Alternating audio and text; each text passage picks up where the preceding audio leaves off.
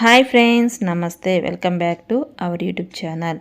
నటి జయసుధ గారు సహజ నటిగా ప్రేక్షకుల మధ్యలో చెరగన ముద్ర వేసుకున్న ఈమె గురించి ప్రత్యేకంగా చెప్పనక్కర్లేదు. 70, 80, 90 నుంచి ఇప్పటి వరకు హీరోయిన్గా, క్యారెక్టర్ ఆర్టిస్ట్గా మంచి గుర్తింపునైతే పొందారు. అయితే ఈమె నటిగా ఎంతగానో పాపులారిటీ సంపాదించుకున్నప్పటికీ తన సినీ వారసులుగా తన కొడుకుల ఇండస్ట్రీకి పరిచయం చేసుకొని మంచి గుర్తింపునైతే పొందలేకపోయారు. ముఖ్యంగా జయసుధ గారి పెద్ద కొడుకు నిహార్ కపూర్ గతంలో బస్తీ అనే మూవీలో హీరోగా నటించినప్పటికీ అతని హైటు వెయిట్ చూసిన చాలా మంది ప్రేక్షకులు తనని హీరోగా కన్నా విలన్గా చేస్తే ఇండస్ట్రీలో నిలదొక్కుంటారని విమర్శలు అయితే చేశారు. ఇక ఎప్పుడైతే నెట్టింట విలన్గా నిహార్ కపూర్ చేస్తే బాగుంటుందనే టాక్ వైరల్ గా అయిందో ఈ విషయం విన్న దర్శకుడు రాజమౌళి గారు అప్పట్లో తను తీయబోయే బాహుబలి మూవీలో అతని విలన్గా పెట్టుకుంటే బాగుంటుందని అనుకున్నారు. ఇదే విషయాన్ని బాహుబలి మూవీ నిర్మాతగా చెప్పగా ఎంతో భారీ బడ్జెట్ తో నిర్మిస్తున్న ఈ మూవీకి కొత్త వారికి ఛాన్స్ ఇవ్వడం నాకు ఇష్టం లేదని చెప్పడంతో ఆ ఛాన్స్ రానా దగ్గరికి వెళ్ళింది. అలా ఆ ఛాన్స్ మిస్ చేసుకున్న నిహార్ కపూర్ గారు ఆ తర్వాత తన తల్లితో కలిసి రాజకీయాలు బిజీ కాగా చాలా సంవత్సరాల తర్వాత పవన్ కళ్యాణ్ గారి హరిహర వీరమల్లు మూవీలో ఒక కీలక పాత్ర నటించి మంచి గుర్తింపునైతే పొందారు. దాంతో రీసెంట్ గా పలు ఇంటర్వ్యూస్ లో పాల్గొన్న నిహార్ కపూర్ తన తండ్రి మరణం గురించి, అలాగే తన తల్లి డిప్రెషన్ లోకి వెళ్ళడానికి గల కారణం ఏంటి వంటి విషయాలు వెల్లడించారు. ముఖ్యంగా తన తండ్రికి చిన్న వయసులోనే డయాబెటీస్ రావడం ఒక రీజన్ అయితే, తను ప్రొడ్యూసర్ గా నిర్మించిన సినిమాలన్నీ కూడా అటర్ ఫ్లాప్ అవడంతో మానసికంగా కృంగిపోయేవారు. ఆ కారణంగానే ఎక్కువగా డిప్రెషన్లోనే తరచూ నేను ఎప్పుడైనా సరే మీ అందరినీ వదిలేసి వెళ్ళిపోతాను అంటూ బాధపడుతూ ఉండేవారు. అలా 10 సంవత్సరాల నుంచి బాధపడుతున్న ఆయన చూసి మేము తట్టుకోలేక ట్రీట్మెంట్ కూడా చేయించాము. కానీ అనుకోకుండా ఒకరోజు నాకు ముంబైలో ఫంక్షన్ ఉంది అని చెప్పి షాపింగ్ కూడా చేశారు. అలా రెడీ అయ్యి బయటికి వెళ్ళిన ఆయన మరలా తిరిగి రాలేదని ఆయన చెప్పుకొచ్చారు. అలా తన తండ్రి మరణించడంతో తన తల్లి కూడా మానసికంగా కృంగిపోయారు. ఆమె కూడా తీవ్ర డిప్రెషన్లోనే యూఎస్ఏలో ట్రీట్మెంట్ తీసుకుంటూ రికవర్ అవ్వడానికి చాలా టైమే పట్టిందని, ఇప్పుడిప్పుడే కోలుకుంటుందని చెప్పారు. అలాగే ఆమె పూర్తిగా రికవర్ అయిన తర్వాత మరలా సినిమాల్లో బిజీ అయ్యారని తెలియజేశారు. అసలు తన తండ్రి నితీష్ కపూర్ మరణంలో నిహార్ కపూర్ చెప్పిన వాస్తవాలన్నీ కూడా నిజమేనా? జయసుధ గారు మొదట ఒక పెళ్ళైన తర్వాత అతనికి విడాకులు ఇచ్చి బాలీవుడ్ ప్రొడ్యూసర్ నితీష్ కపూర్ని ఎందుకు మ్యారేజ్ చేసుకున్నారు? నితీష్ కపూర్ గారు మరణించడం వెంటనే యూఎస్ఏలోని ఒక బిజినెస్ మ్యాన్ని మూడో పెళ్లి చేసుకోవడానికి ఎందుకు ఒప్పుకున్నారు అంటే నమ్మలేని నిజాలన్నీ కూడా ఇప్పుడు ఈ వీడియోలో షేర్ చేస్తున్నాను. మీరు మాత్రం ఈ వీడియోని స్కిప్ చేయకుండా ఫుల్గా చూసేయండి. నటి జయసుధ, ఈమె అసలు పేరు సుజాత. ఈమె డిసెంబర్ 15, 1959లో తమిళనాడులోని ఒక మధ్యతరగతి కుటుంబంలో జన్మించారు. ఈమె తండ్రి పేరు రామేశ్వరరావు, తల్లి పేరు జోగాబాయ్. ఈమెకి ఒక చెల్లి, 2 తమ్ముళ్ళు కూడా ఉన్నారు. జయసుధ గారి చెల్లి సుభాషిణి. ఈమె సినిమాలో క్యారెక్టర్ ఆర్టిస్ట్గా మనందరూ సుపరిచితురాలే. ఇక జయసుధ గారి ఫ్యామిలీ వాస్తవానికి ఏపీకి చెందిన వారే. వీరిది తిరుపతి. అయితే ఈమె తాతగారికి నాటకాలు, సినిమాలు అంటే ఎంతో ఇష్టం ఉండటంతో ఎలాగైనా నటుడు అవ్వాలనే ఉద్దేశంతో తిరుపతి నుంచి చెన్నై వెళ్ళి అక్కడే స్థిరపడ్డారు. దాంతో జయసుధ గారి తండ్రి రామేశ్వరరావు గారు చెన్నైలోనే పుట్టారు. ఇక ఆయన స్కూలింగ్ మొత్తం కూడా చెన్నైలోనే జరిగింది. ఇక స్టడీస్ పూర్తయిన తర్వాత ఒక గవర్నమెంట్ జాబ్లో స్థిరపడ్డారు. అయితే ఈయన ఒక పక్క జాబ్ చేస్తూనే మరొక పక్క నాటకాలు అంటే విపరీతమైన పిచ్చి అయితే ఉండేది. అప్పుడప్పుడు నాటకాలు కూడా వేస్తూ ఉండేవారు. అలా జయసుధ గారి తాతగారు లాగానే తన తండ్రికి కూడా నాటకాలు అంటే పిచ్చి ఉండేది. అలా నాటకాలు వేసే టైంలోనే అక్కడ తన సహనటి అనేటువంటి జోగాబాయితో పరిచయం ఏర్పడి అది కాస్త ప్రేమగా మారి వీరిద్దరు మ్యారేజ్ చేసుకోవాలని అనుకున్నారు. కానీ వీరిద్దరు కులాలు వేరు కావడంతో పెద్దలను ఎదిరించి మ్యారేజ్ చేసుకోవాల్సిన పరిస్థితి అయితే వచ్చింది. అలా ఈ జంటకు మొత్తం 5 సంతానం కాగా తన మొదటి సంతానం పుట్టిన వెంటనే మరణించారు. ఇక జోగాబాయి గారికి ఎప్పుడైతే పిల్లలు పుట్టారో నాటకాలు మానేసి పిల్లల్ని చూసుకుంటూ ఇంట్లోనే ఉండేవారు. ఇక ఇది ఇలా ఉండగా జయసుధ గారి తాతగారు, అలాగే నటి విజయ నిర్మల గారి తాతగారు వీరిద్దరూ అన్నదమ్ములు కావటం వల్ల జయసుధ గారి నాన్న విజయ నిర్మలకి కజిన్ కావటం వల్ల జయసుధకి విజయ నిర్మల గారు మేనత్త వరుస అవుతారు. అలా చిన్నతనం నుంచి విజయ నిర్మలను చూసి పెరిగిన జయసుధ గారు కూడా ఆమెలాగానే యాక్టర్గా రాణించాలి అనుకున్నారు. కానీ నాటకాలు అనే రంగుల ప్రపంచం గురించి తెలిసిన జయసుధ గారి తండ్రి నీకు ఈ నాటకాలు ఏమీ వద్దు, బాగా చదువుకొని మంచి ఉద్యోగం చేయమని చెప్పడంతో ఇక తను కూడా బాగా చదువుకొని మంచి ఉద్యోగం చేయాలని అనుకుంది. అలా జయసుధ గారి స్టడీస్ మొత్తం కూడా చెన్నైలోనే జరిగాయి. వాస్తవానికి జయసుధ గారికి చిన్నతనం నుంచి చదువు కన్నా కూడా ఎక్కువ సినిమాల మీదే ఆసక్తి ఉండటంతో అప్పుడప్పుడు స్కూల్ మానేసి తన మేనత్త విజయ నిర్మల గారి షూటింగ్ లొకేషన్కి వెళ్ళి ఎంజాయ్ చేసేది. అలా చదువు మీద ఏమాత్రం దృష్టి పెట్టిన జయసుధను చూసిన విజయ నిర్మల నిర్మల గారు తన సినిమాలో చైల్డ్ ఆర్టిస్ట్గా జయసుధ గారికి ఛాన్స్ ఇవ్వడంతో అసలు సినిమా వాతావరణమే నచ్చని జయసుధ గారి తండ్రి ఆమె నటి అవడం ఇష్టం లేకపోవడంతో దాన్ని తిరస్కరించారు. కానీ విజయ నిర్మల గారు ఎలాగైనా ఒప్పించి ఆమె నటించేలా చేశారు. అలా జయసుధ గారు తన 14 సంవత్సరాల వయసులో విజయ నిర్మల గారి డైరెక్షన్లో పండంటి కాపురం అనే మూవీ ద్వారా చైల్డ్ ఆర్టిస్ట్గా వెండితెరకు పరిచయం అయ్యారు. అలా ఈ మూవీ 1972లో రిలీజ్ అయ్యి హిట్ అవడంతో జయసుధ గారి తల్లి నేను నటిగా సాధించలేనిది నా కూతురు ద్వారానైనా సాధించాలనే ఉద్దేశంతో జయసుధ గారిని చదువు మానిపించి ఆమెను పెద్ద నటిని చేయాలని అనుకున్నారు. అలా జయసుధ గారు తన 9వ తరగతి చదువుతున్నప్పుడే ఆమె స్టడీస్ కి ఫుల్ స్టాప్ పడింది. ఇక ఎప్పుడైతే చదువు మానేసిందో ఇక ఆ క్షణం నుంచి జయసుధ గారిని పెద్ద నటిని చేయాలనే ఉద్దేశంతో జోగాబాయి గారు తనకు బాగా తెలిసిన డైరెక్టర్ బాలచంద్ర గారిని ఒక సినిమా ఛాన్స్ అడగగా తను తీయబోయే సినిమాలో చిన్న పాత్ర ఇవ్వటం, ఆ తర్వాత మరో సినిమాలో సెకండ్ హీరోయిన్ గా ఛాన్స్ అయితే ఇచ్చారు.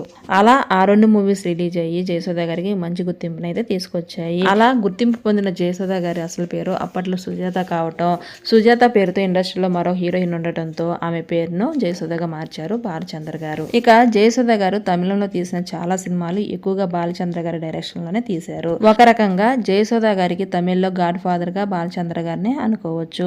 ఇక తమిళంలో గుర్తింపు పొందిన తర్వాత తెలుగులో కూడా తన అదృష్టాన్ని పరీక్షించుకోవాలనే ఉద్దేశంతో చంద్రమోహన్ గారితో ఒక మూవీని అయితే ప్లాన్ చేశారు. ఆ మూవీయే లక్ష్మణ్ రేఖ.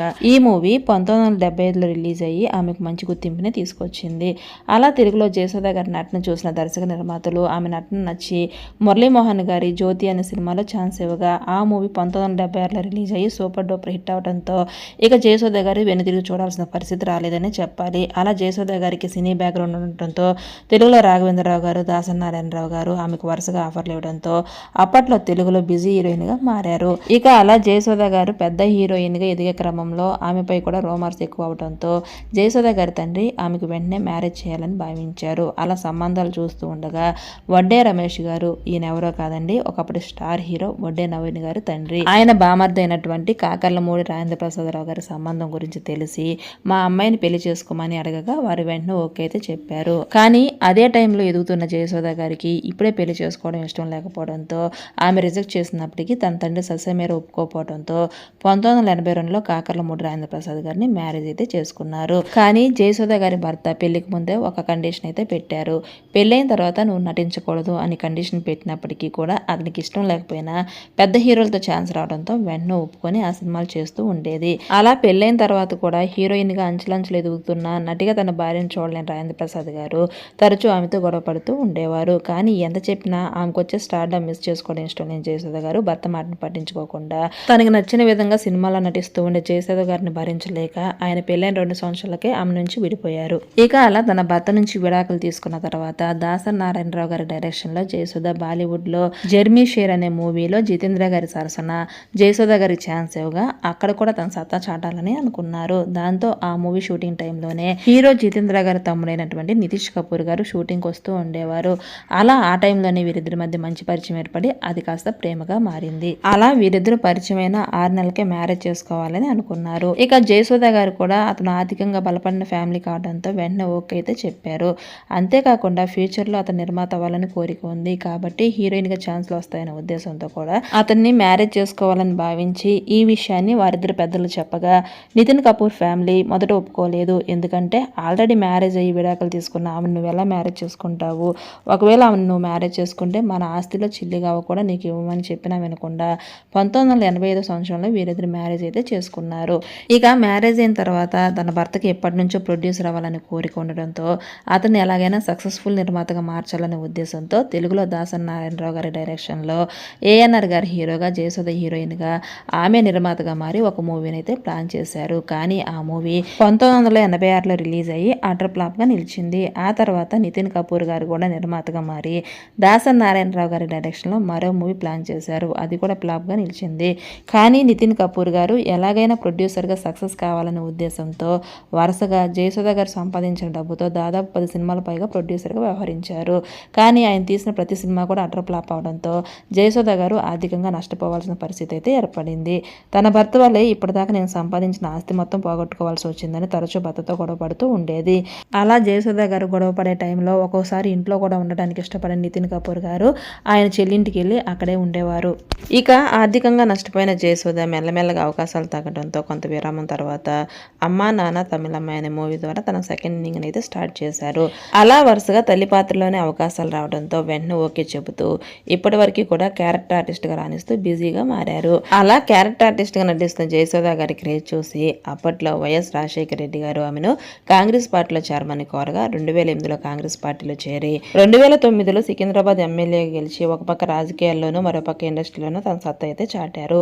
ఇక అంతా బాగానే ఉంది అనుకున్న తరుణంలో వైఎస్ఆర్ గారు మరణించడంతో జయసుధ గారిని ఆ పార్టీలో ఎవరూ పట్టించుకునేవారు లేకపోవడంతో 2016లో ఆ పార్టీ నుంచి వచ్చి టీడీపీ పార్టీలో జాయిన్ అయితే అయ్యారు. అయితే అక్కడ కూడా ఆమెకు అనుకున్నది గుర్తింపు రాకపోవడంతో ఇక ఆమె దృష్టి మొత్తం కూడా సినిమాల మీద పెట్టారు. ఇక ఇదిలా ఉండగా తన సినీ వారసులుగా తన కుమారుని తీసుకురావాలని భావించి తానే నిర్మాతగా వ్యవహరించి బస్తీ అనే మూవీని నిర్మించినప్పటికీ కూడా ఆ మూవీ ద్వారా ఆశించినంత గుర్తింపు అయితే రాలేదు. దాంతో నితిన్ కపూర్ గారు నా వల్లే నా భార్య ఆస్తి పోగొట్టుకుంది, నేను ప్రొడ్యూసర్గా వ్యవహరించడం వల్ల నా కొడుకు కూడా బస్తీ సినిమాలో రాణించలేకపోయాడనే బాధతో మరింత కృంగిపోయారు. ఆ బాధ తట్టుకోలేక నితిన్ కపూర్ గారు 2017లో ముంబైలోని తన సిస్టర్ ఇంటికి వెళ్ళి ఆ టెర్రస్ పైనే తిరిగి రాని లోకాలకు వెళ్ళిపోయారు.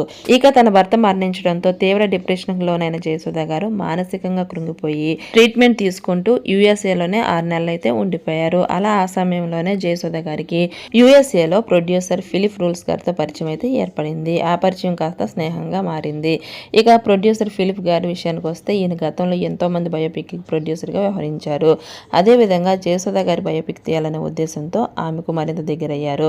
అలా వీరిద్దరు కలిసి హైదరాబాద్ రావటం, హైదరాబాద్లో కూడా వీరిద్దరు ప్రతి పార్టీకి ఫంక్షన్స్కి కలిసి వెళ్ళడం, దీన్ని చూసి చాలా మంది జయసుధ గారు మూడో పెళ్లి చేసుకున్నారని భావించారు. అలాగే ఫిలిప్స్ గారికి కూడా గతంలో 2 పెళ్లిళ్ళు అయ్యి విడాకులు తీసుకున్న కారణంగా వీరిద్దరు నిజంగానే మ్యారేజ్ చేసుకున్నారని అందరూ భావించారు. ఇక ఈ వార్తలకు స్పందించిన జయసుధ గారు ఫిలిప్స్ నా బయోపిక్ తీయడానికి ఇండియా వచ్చారు, నన్ను దగ్గర నుండి అబ్జర్వ్ చేస్తే బయోపిక్ చాలా పర్ఫెక్ట్గా వస్తుందని నాతోనే ఉంటున్నారు, అతను కేవలం నాకు ఫ్రెండ్ మాత్రమే అని చెప్పిన ఈ వార్తలు ఫుల్ స్టాప్ పడలేదనే చెప్పాలి. ఇక ఇదిలా ఉండగా బస్తీ మూవీ ద్వారా అటర్ ఫ్లాప్ అయిన తన కొడుకు నిహార్ని ఎలాగైనా ఇండస్ట్రీ నిలదొక్కునేలా చేయాలనే ఉద్దేశంతో గట్టి ప్రయత్నాలు చేయగా పవన్ కళ్యాణ్ గారి హరిహర వీరమల్లు సినిమాలో అవకాశం ఇప్పించగా ఆ పాత్ర ద్వారా అతనికి మంచి గుర్తింపు రావడంతో ఇక ఇండస్ట్రీని నిహార్ విలన్ గా నిలదొక్కుంటారని అందరూ భావిస్తున్నారు. ఇక జయసుధ గారి సినీ ప్రస్థానం విషయానికి వస్తే ఈమె దాదాపు 300 పైగా సినిమాలు నటించి 7 ఫిలింఫేర్ అవార్డ్స్, 9 నంది అవార్డులను అయితే సొంతం చేసుకున్నారు. ఇక ఇదిలా ఉండగా జయసుధ గారి మూడో పెళ్లి మీద వస్తున్న వార్తల గురించి మీరేమనుకుంటున్నారు? అలాగే నిహార్ కపూర్ నిజంగానే హీరోగా నిలదొక్కుంటాడా లేదా విలన్ గా సెటిల్ అవుతాడా? ఈ విషయం గురించి మీ అభిప్రాయం ఏంటో కామెంట్ రూపంలో తెలియచేయండి. ఈ వీడియో నచ్చితే లైక్ చేయండి, మీ ఫ్రెండ్స్ షేర్ చేయండి. ఇలాంటి ఇంట్రెస్టింగ్ అప్డేట్స్ గురించి మన ఛానల్ అయితే వెంటనే సబ్స్క్రైబ్ అయితే చేసుకోండి. Thanks for watching.